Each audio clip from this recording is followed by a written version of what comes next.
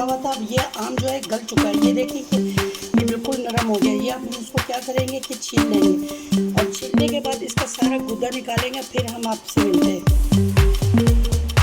Viewers देखिए, मैंने आपसे जैसे कि बताया था कि हमारा जो आम है मैंने गलने के लिए रखा था, ये आधा घंटा मैंने इसको पकाया और आम देखिए कितनी अच्छी तरीके से गल चुका।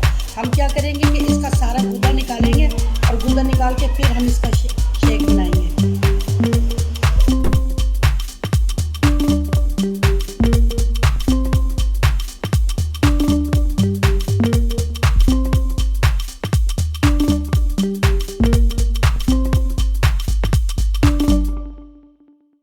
व्यूअर्स देखें, हमारा ठंडाई तैयार है। कच्चे आम की ठंडाई बहुत ज़बरदस्त, गर्मी का दुश्मन।